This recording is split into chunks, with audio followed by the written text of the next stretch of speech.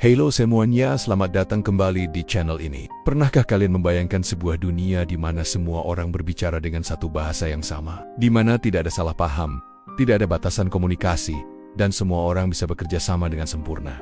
Kedengarannya seperti utopia, bukan? Tapi, tahukah kalian, menurut sebuah kisah kuno, dunia pernah seperti itu. Kita akan menggali salah satu cerita paling ikonik dan penuh makna dalam sejarah manusia.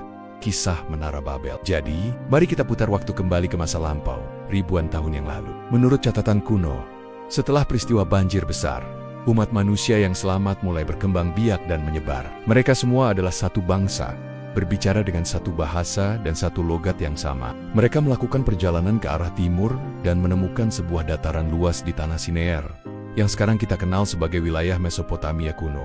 Mereka memutuskan untuk menetap di sana. Tinggal di dataran yang subur ini, peradaban mereka berkembang pesat. Mereka belajar cara membuat batu bata dari tanah liat dan membakarnya hingga keras, serta menggunakan aspal sebagai perekat. Dengan teknologi baru ini, sebuah ide besar pun muncul di benak mereka. Mereka berkata satu sama lain, "Mari kita dirikan sebuah kota, dan di dalamnya kita bangun sebuah menara yang puncaknya sampai ke langit. Dan nama kita akan menjadi masyhur, dan kita tidak akan terserai-berai ke seluruh penjuru bumi." Ambisi mereka luar biasa. Mereka tidak hanya ingin membangun kota, tapi juga sebuah monumen raksasa, sebuah menara yang begitu tinggi, hingga seperti akan menyentuh surga. Menara ini bukan hanya soal arsitektur, ini adalah simbol kekuatan, persatuan, dan kebanggaan manusia.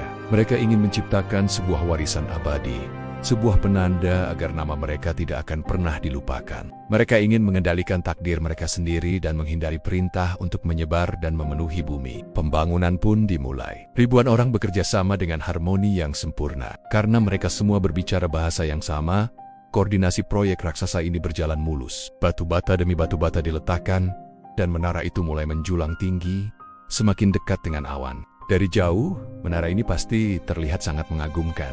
Sebuah bukti nyata dari kemampuan dan kesatuan umat manusia. Mereka merasa tak terkalahkan, seolah tidak ada yang mustahil bagi mereka. Namun, semangat di balik pembangunan menara ini ternyata bukanlah sesuatu yang terpuji di mata Sang Pencipta. Keinginan mereka untuk mencapai langit dan membuat nama dilihat sebagai wujud kesombongan dan pemberontakan. Manusia mencoba menyamakan diri dengan Tuhan, melupakan posisi mereka sebagai ciptaan. Mereka ingin bersatu bukan untuk tujuan mulia, melainkan karena takut terpencar dan ingin memusatkan kekuatan mereka sendiri.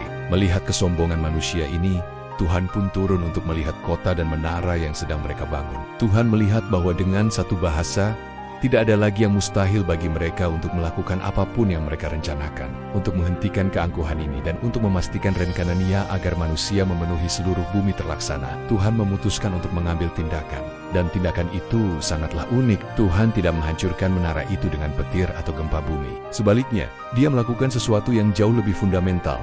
Dia mengacaukan bahasa mereka. Tiba-tiba, di tengah hiruk-pikuk pembangunan orang-orang, tidak bisa lagi memahami satu sama lain. Seorang pekerja yang meminta batu bata mungkin diberi palu. Perintah seorang arsitek terdengar seperti ocehan tak berarti bagi para bawahannya.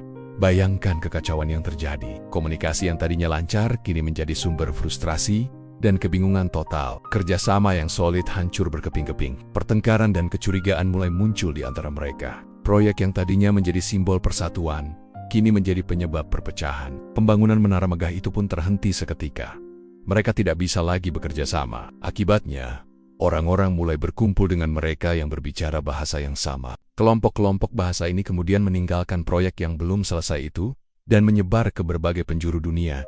Tepat seperti yang diperintahkan sejak awal, kota itu kemudian dinamai Babel, yang berarti kekacauan atau kebingungan, karena di sanalah Tuhan mengacaukan bahasa seluruh dunia, dan dari sanalah manusia tersebar ke seluruh muka bumi. Kisah Menara Babel lebih dari sekadar cerita tentang asal-usul bahasa yang berbeda. Ini adalah sebuah perumpamaan yang mendalam tentang kesombongan, ambisi, dan batas kemampuan manusia. Cerita ini mengingatkan kita bahwa persatuan yang didasari oleh kebanggaan dan keinginan untuk menentang takdir ilahi pada akhirnya akan runtuh. Sebaliknya, keragaman, meskipun kadang menciptakan tantangan komunikasi, adalah bagian dari rencana yang lebih besar bagi umat manusia. Hingga hari ini, para arkeolog dan sejarawan masih memperdebatkan lokasi sebenarnya dari Menara Babel.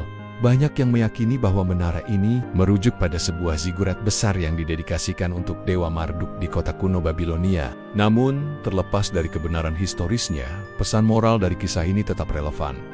Jadi, apa pelajaran yang bisa kita ambil? Kisah ini mengajarkan kita tentang pentingnya kerendahan hati dan bahaya dari kesombongan yang tak terkendali. Ini juga menunjukkan bagaimana keragaman, dalam hal ini bahasa dan budaya, bisa menjadi kekuatan yang membentuk peradaban manusia di seluruh dunia. Terima kasih sudah menonton video ini sampai selesai. Apa pendapat kalian tentang kisah Menara Babel? Apakah ini sebuah peristiwa sejarah, sebuah alegori, atau keduanya? Tuliskan pendapat kalian di kolom komentar di bawah ya. Jangan lupa untuk like, share, dan subscribe, agar tidak ketinggalan konten-konten menarik lainnya dari kami. Sampai jumpa di video berikutnya.